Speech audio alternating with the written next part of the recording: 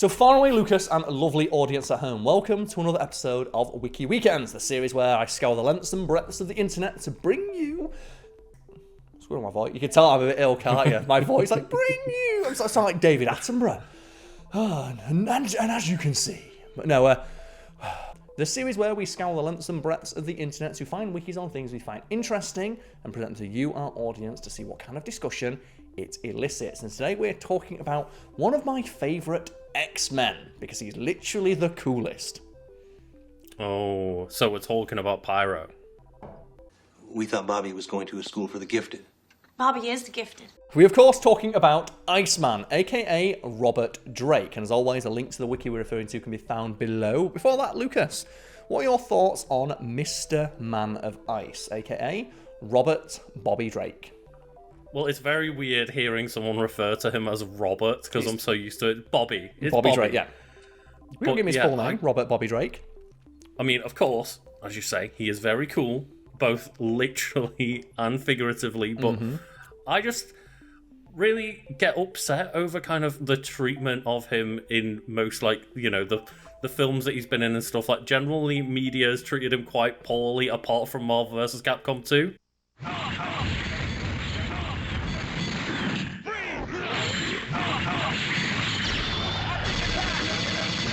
Where he's just absolutely broken as fuck because he's the only character that doesn't take chip damage. And the thing is, he is a really cool character. Because I am a big fan of characters with ice-based powers, or cryokinesis, which just sounds like a fun word to say. Cryokinesis. So do you have like a favourite like ice-wielding like hero or villain? Because there's a couple, like Sub-Zero, obviously the classic.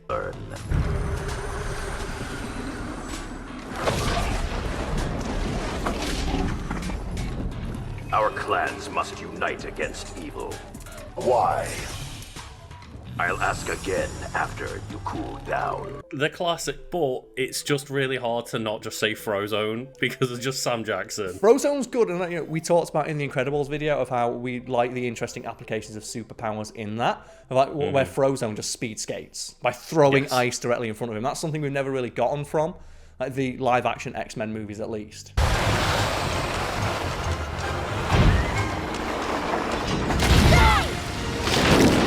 Yeah, because Iceman does do a similar thing where he like goes, ice surfs, basically, and it looks just awesome. But yeah, we didn't really get any fun, really interesting uses of his powers in any of those movies. And then it was only until, was it Days of Future Past, where we actually got like full Iceman Bobby? It's X-Men 3 where he just headbutts Pyro with the full ice body. Oh, does he go full ice in 3 as well? Yeah, Pyro's trying to burn him and he turns full ice and just slaps the nut on him and it's like, yeah, boy. Maybe you should go back to school.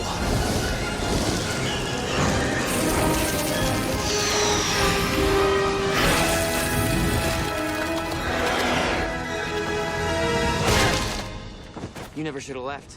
I'm also a fan of Captain Cold, specifically the version in Legends of Tomorrow, because he's played by Wentworth Miller. And they have him and the guy who played his brother. I forget the name of the actor now. It's going to annoy me. Dominic Purcell, who played his brother in Prison Break. So it's a Prison Break reunion, but he's got ice powers and like Dominic Purcell's got fire powers. And Wentworth Miller is just gnawing on the scenery in every scene he's in. Spit it out or I'm gonna step onto that ship and pretend like this conversation never happened. Iris. Oi, girlfriend. Fiance. Mazel tov.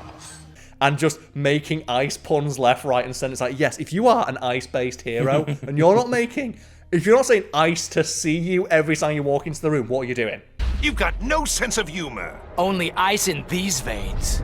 I run faster than you can catch. You are skating on thin ice.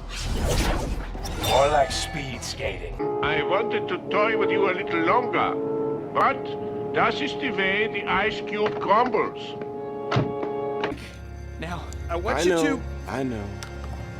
Freeze. Well, Karl, what killed the dinosaurs? The Ice Age! What killed the dinosaurs? The Ice Age! And again, Mr. Freeze, and people don't like that Arnold Schwarzenegger version, but, you know, the Batman animated version, which basically just this character no one gave a fuck about. It's like, he's a scientist with a cold gun. What the hell is that? And then, like, the Batman animated series, like, made him the most tragic villain ever, where it's just him looking at, like, his frozen wife. Freeze! That's Mr. Freeze to you. Yeah, and all of a sudden he becomes one of the greatest written villains of all time. It's so good, but we're talking today about Iceman. So we got a quote from Iceman here. My name is Robert Drake. And like that is why his last name's Drake. You know, like fire-breathing lizard from mythology, and he's got ice powers. Well, I guess you can get like ice drakes and stuff in some fantasy fiction. So Robert Drake, Iceman. I've been an X-Man, an X-Factorian, a defender, and a champion. I've been a superhero since before I was old enough to shave. I've stood side by side with the toughest, most powerful heroes in the universe and always held my own. But today I need to be something more. So go ahead and call me a joke if you want. Label me the X-Man with the lamest power ever. But a man of untapped potential? Don't you dare call me that again. Iceman is one of those characters where it was years before someone who actually understood the science of how his powers purportedly work explained to them, you do realize Iceman is broken OP, right? Because most fiction where a character has control over ice, it's not only presented as they just create ice with their hands or something. It's like, you can't create ice. Ice is just the absence of energy.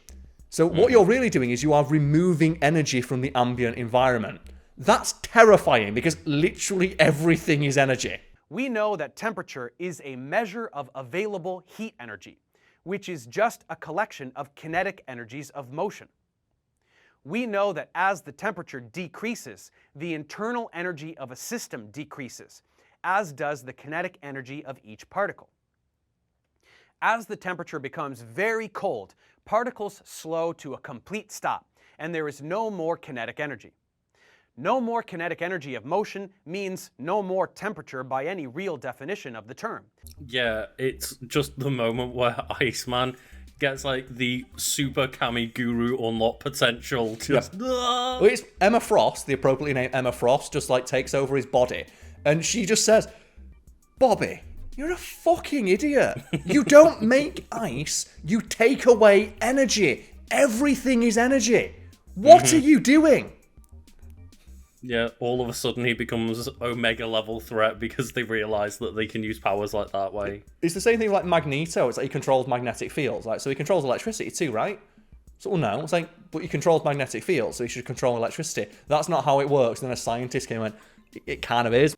Electric current is able to deflect a compass needle, and magnetic fields affect the paths of particles with electric charge. So it wasn't long until we realized that electricity and magnetism were two sides of the same coin, which was then dubbed the electromagnetic force. Magneto should control electricity too. Oh shit, Magneto's got electric powers now! Or a character with electric powers. Like, no, so they can magnetize things, right? No, they shoot lightning bolts out of their hands. But they could they can give things electric charge as well. One of the reasons I actually kind of like the show Static Shock, where he gets electric powers, and the series is just him realizing more interesting ways he can apply his powers, because he has like the genius friend that's like the common trope in a lot of like superhero media. Where he just like, oh yeah, I shoot lightning bolts, and his friend's like, you're an idiot, Static. You can magnetize a piece of metal and just stick it to your feet and surf around like a jackass. What are you doing?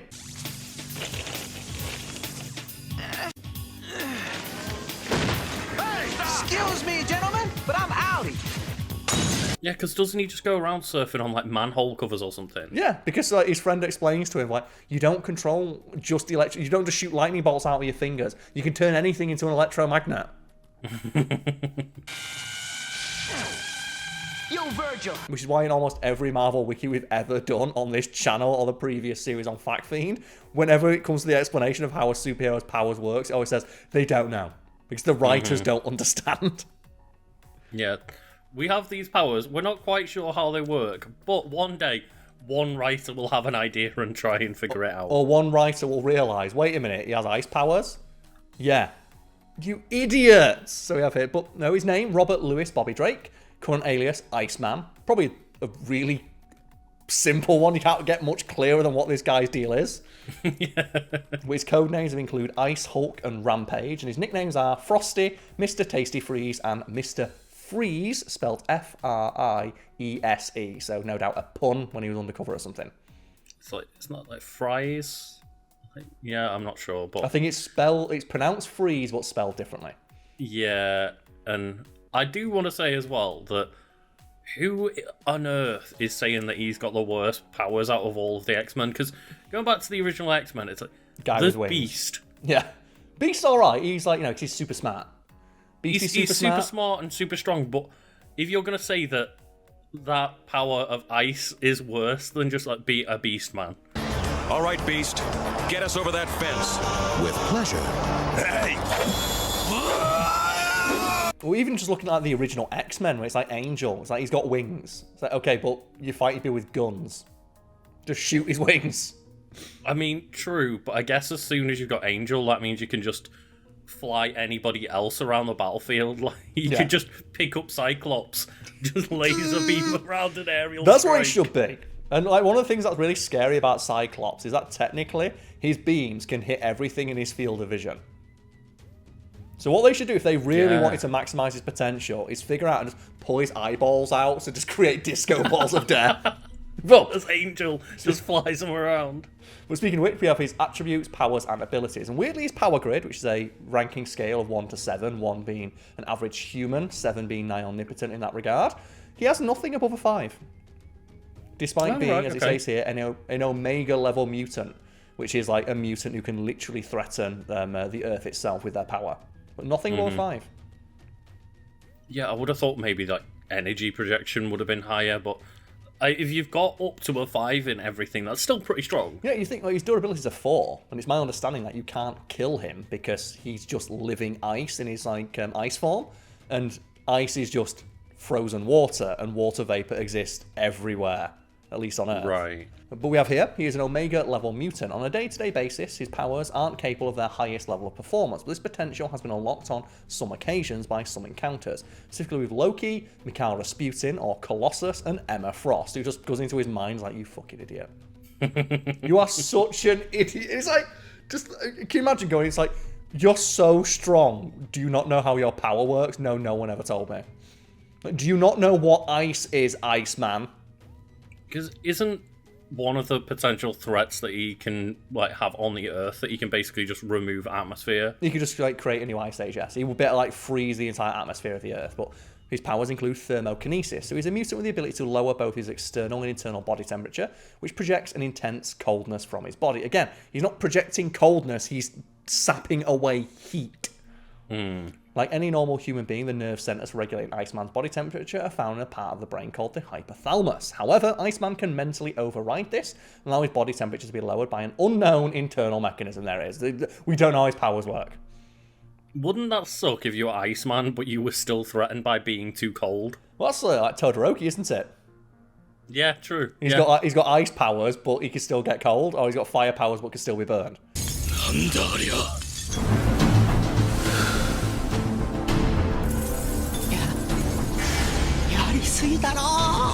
And that's the exact reason why he was just Pokemon bred by Endeavor for the perfect like dual ability. Oh, did you see, because there's like been some discussion about the X-Men, that there's like one X-Men whose power is you can blow up but only once.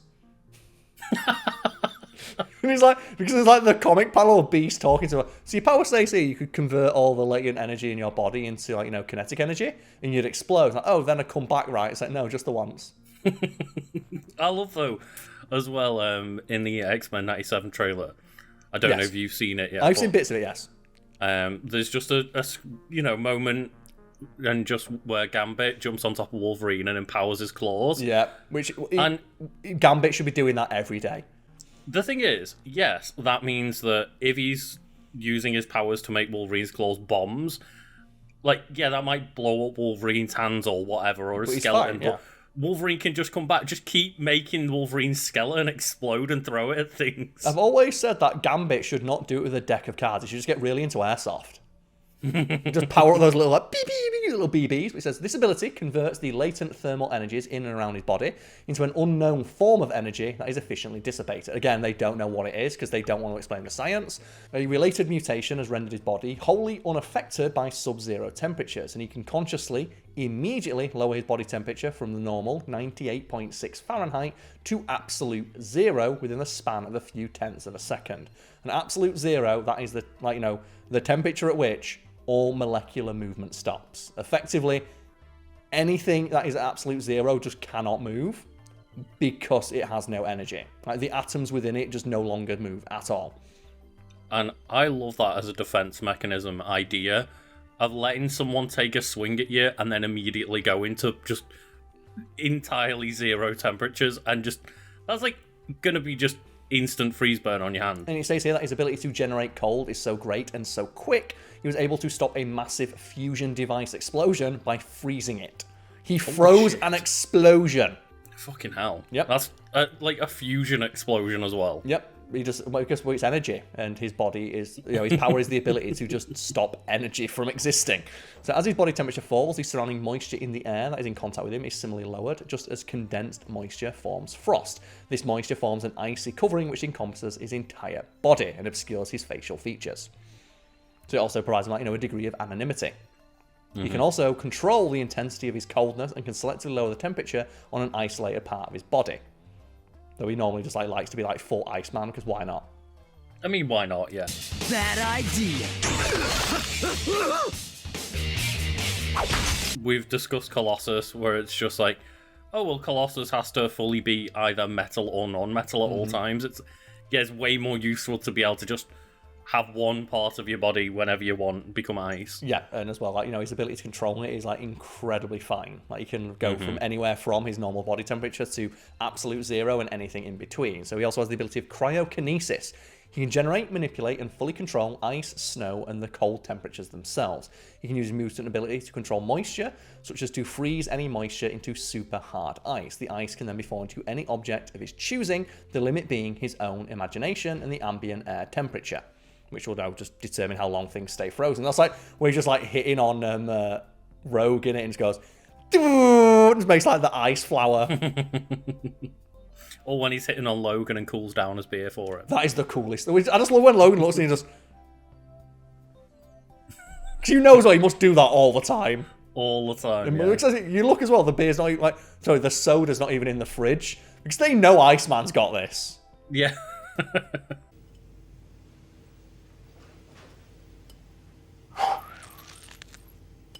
Thanks.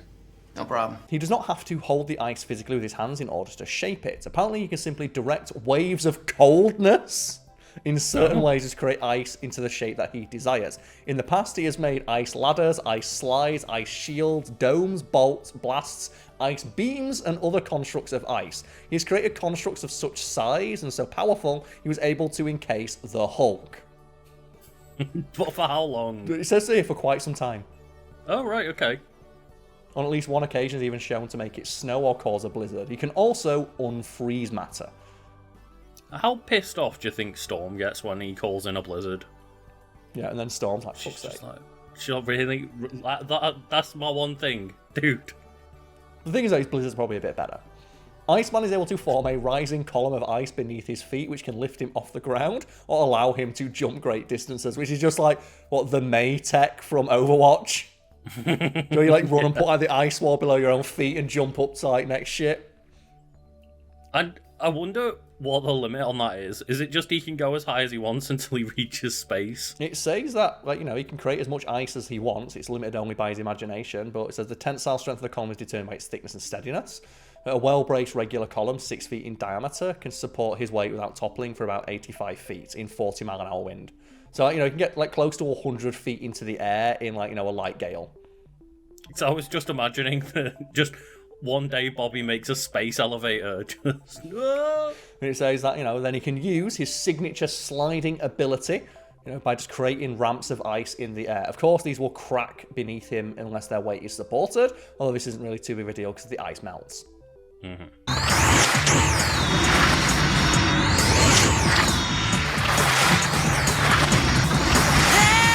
I'll come back for you too! His control over his powers is so vast that it extends to the molecular level. He can, for example, freeze all the molecules of an object/being with a simple thought, as well as unfreeze it as well.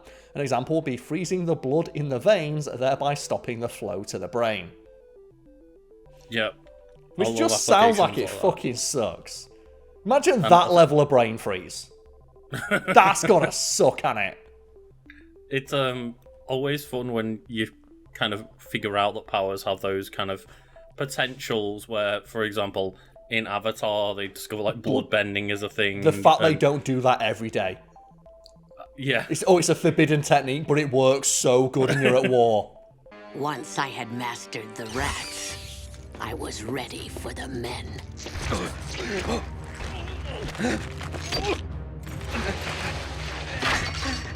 And during the next full moon, I walked free for the first time in decades. Like, your opponent, their tactic is to burn everything down. Like, if you've got to use a little bit of blood bending to make sure they don't move so they can't burn shit down, maybe you should do a bit of blood bending. Maybe you should. It's one of my favourite just weird utilizations of powers is in a Misfits episode. Okay. And it's a man who has control over dairy. Oh, he has like milk powers, right?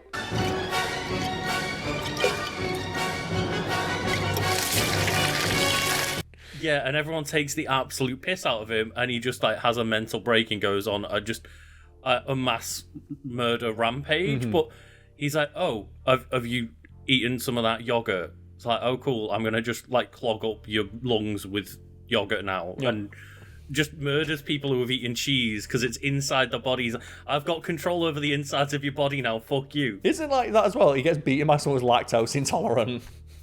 Yeah, because they just hadn't had any dairy. They just walk up and just punch him one because they can't use his powers. Because that's the thing you realise, like, well, we're in Britain, everyone's had a cup of tea, so everyone's had a bit of milk. Everyone's got at least a little bit of milk in them.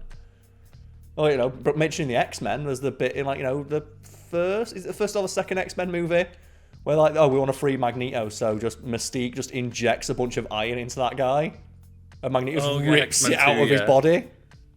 Yeah, and I always find it funny because people always make fun of that scene, but don't seem to remember the scene where, like Mystique actually injects the guy with iron. They're not suggesting that one person has that much iron in their blood. I don't know how they missed that, because it's literally, you see a pull out the most comically massive syringe. But moving back to Bobby Drake, the organic ice form. He possesses not just the ability to cover his body with ice, but to actually become living organic ice. Though the appearance is similar, Iceman is now actually translucent in his ice form. He is virtually indestructible while in this form, allowing him to reform his body should it be shattered or evaporated. He has been incinerated while in his human form was able to rebuild himself from ice. He can use the moisture in the air to form spikes, shields, and attach other appendages to his body. It is currently unknown if Bobby would be considered to be immortal, since he cannot die. Due to the amount of water on Earth, Iceman has a virtually unlimited supply of moisture since it is always present in the surrounding air or environment. Even a desert has enough and sufficient moisture for him to make temporary practical use of. So even in a desert... Just throw him into the sun to see what happens then. Yeah. Well, the thing is, though, I think a lot of people you threw into the sun, it'd be a bad idea. I mean, yeah, most people can probably be defeated by getting put inside the sun, but yeah. I do wonder, like, because most, you know, quote-unquote immortal superheroes have, like, oh, well, if you destroy their brain or something like that, then they're not immortal. But there's no brain, like, yeah, water. Where does Bobby begin and end? Especially when he can make himself larger. So we have hydrokinesis. Iceman can manipulate water at the molecular level as well. He can use surrounding air moisture to augment himself, allowing him to travel within large bodies of water. So he just becomes Riverman. He can convert his body to gigantic proportions as well through the absorption of water or an entire body of water, like a lake.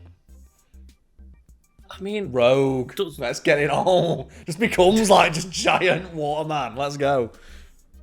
Does that also just mean that he could make an army of Icemen? I don't know how exactly it would work. It's like just wherever there is moisture, Iceman is a threat. He has demonstrated the ability to be transformed into nothing more than water or water vapor, and yet remain conscious and retain the use of his power.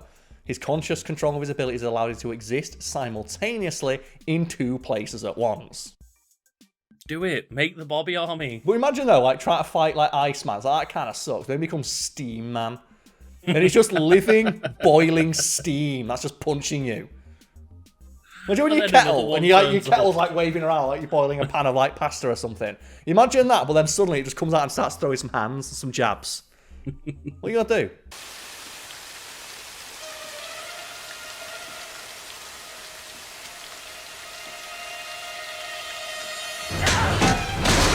Oh, you mentioned Lucas, can he be in two places at once? Ice clone generation. He can create new clones of himself. It's unknown how many ice clones he can create at once. So if he's like Sub-Zero, it's one at a time. But I do like that Sub-Zero throws them at people as one of his attacks. Just for balancing purposes, he's only allowed one. Cryonetic perception. After he managed to freeze the Earth in ice and snow, he gained the ability to spread his consciousness through all icy matter and perceive all events occurring within it, likening it to the perception of a god. So he just became snow. I like how the character over the time, just the power creep of, oh, well, Bobby, he throws a bit of ice out of his hands. And now it's just, Bobby can essentially become Earth's god. It's like, Bobby, just one day we couldn't find Bobby, and then we looked, we saw Mount Kilimanjaro rise off onto his feet and start punching someone. Cellular replacement. Bobby discovered that he was able to use his control over moisture to draw ambient moisture into himself, and thus use that moisture to replace his body's cells. He framed this ability as a body swap done piece by piece, a cell at a time, and was able to use it to avoid receiving a fatal dose of neurotoxin by letting the poison molecules of his body dissipate into vapor and replaced by pure, untainted water molecules. No, it's the Bobby of Theseus. So that's the thing. So basically, he can just like purge himself of toxins and poison, but also retain his youthful appearance. I'm guessing from that, it's just he can just constantly remain at the peak of physical fitness and health. Well, he's always got smooth skin because it's just made of ice. It's the smoothest. That's what I like about, we mentioned My Hero Academia earlier. I love that they say God, what's the explosive death murder god's name again? I forget. It's been a while since I watched it. Bakugo. They say the reason he can explode is because his mum had the ability to produce weird oily sweat, and then his dad had the ability to detonate it, and that combined into his ability to have explosive sweat. And they say, in one of the mangas, that his mum will always look really young because she's basically been perpetually moisturized. Oh, but then Lucas, we have former powers, and what do we always say everyone in Marvel gets at some point? Either Venom or the Phoenix Force, right? Which one do you think Bobby got? I mean, presumably the Phoenix Force because he's an X-Man. It was not. It was the symbiote. Oh, okay. I mean, that does sound terrifying, the ice symbiote. And then we have his abilities. Bobby is a certified public accountant and a skilled ice skater. No shit! He is ice! Ice skater, can you imagine? Why does he imagine he was shit at ice skating? That'd be amazing. Drake, try cleaning up your ice! And something I thought we could end on, Lucas, is the notes section where it talks about Iceman's sexuality, because Iceman is canonically gay. Oh, right, okay, I wasn't aware that was a thing. Obviously, just in the X-Men movies, where they're just oh no, it's all about Anna Paquin. Well, here's the thing, though. So, that means you don't know how Iceman got outed in the comics, because it's fucking hilarious. No, I don't. It is canon in the X-Men comics that Iceman was outed as gay when Jean Grey jumped into his mind and read his thoughts. Oh no! So she jumped into his mind, just was wait a minute, Iceman, are you gay? And he's like, no. She's like, I read your thoughts. You kind of are. So she outs him. And so intrusive. That's it. I cannot think of that is beyond intrusive. She literally leapt into his mind and outed him to himself.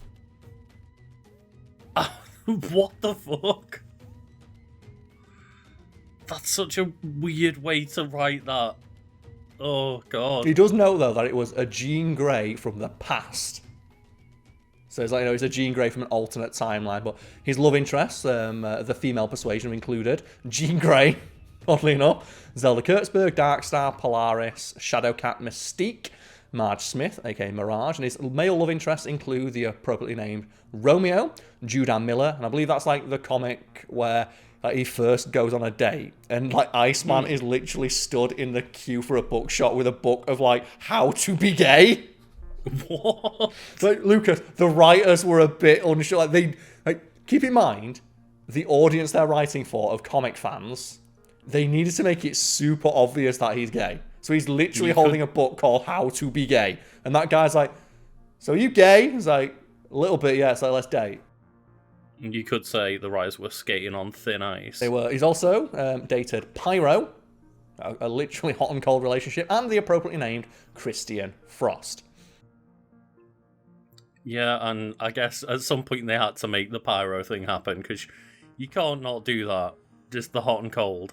And, you know, I like the idea of using the X-Men to tell stories like this, because the reason, obviously, we're making this is because there's that X-Men 90s cartoon reboot coming, and you must have seen the discourse from weirdos with, like, you know, just Iron Cross avatars on Twitter, being like, they've made X-Men woke now, which is so hilarious when talking about the X-Men, given that the X-Men were literally created to be an allegory for the civil rights movement, and have since been used as just a storytelling tool to represent minority groups such as people who are gay. Mutants! Yes, I am. Perhaps you self-appointed social engineers don't realize the crucial role mutation plays in species evolution. Get him! I'm sorry, gentlemen. Your anger at the inexorable alienation of late 20th century life is sadly misdirected.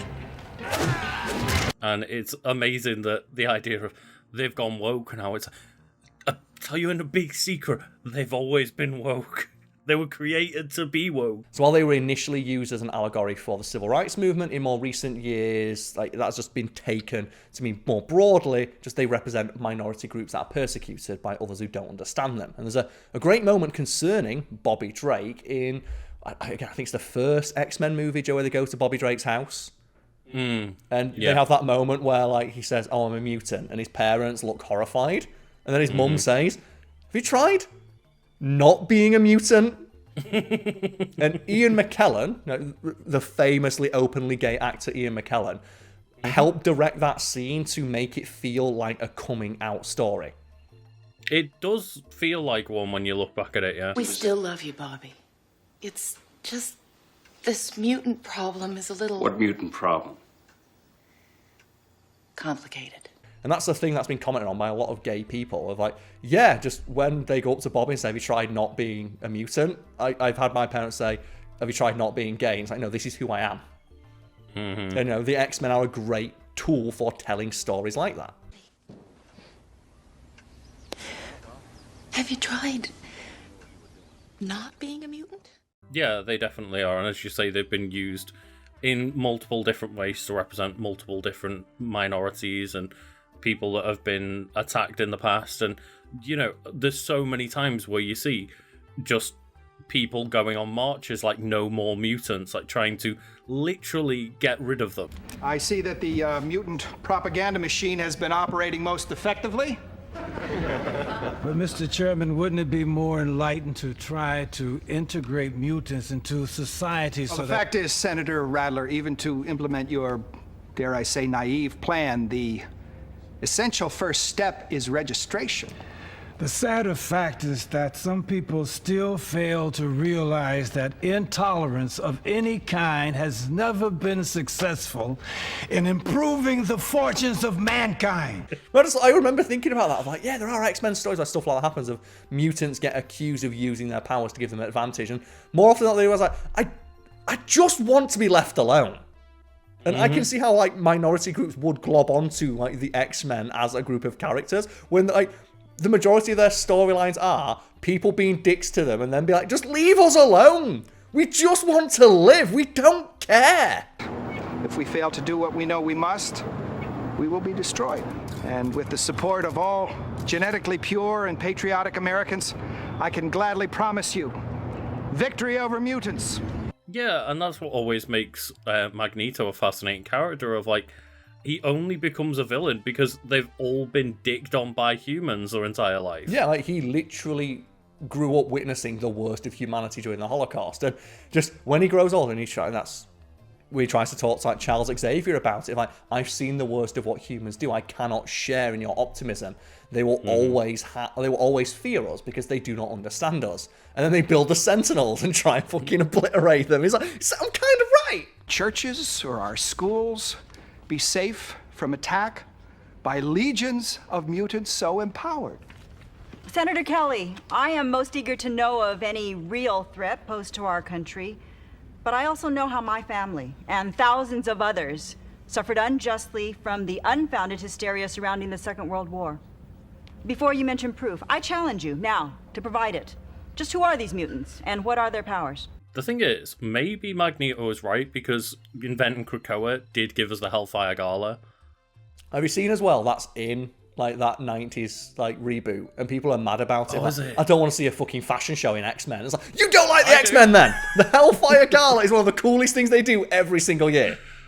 Oh, The I wanna see Hellfire that Gala shit. is literally the best part of X-Men right now.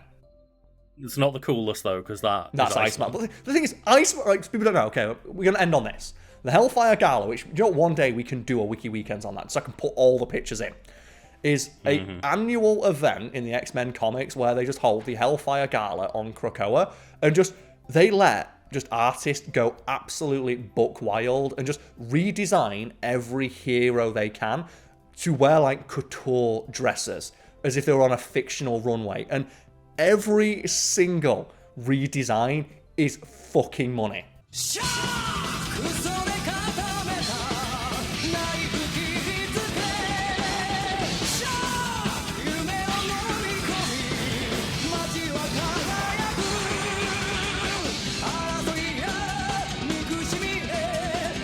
And I tell you what, Karl, they can go watch the Hobgoblin video where I put in plenty of examples of it. Yeah, but I'm going to put some examples in because I just the ones like the Kingpin when he comes out the fucking Emperor. Like Emperor Kingpin, or like Doctor Doom when he just comes in with the Latveria swag. Oh, God, it's the best thing the X-Men do in the comics, and like I'm so glad we're going to see it in the animated version.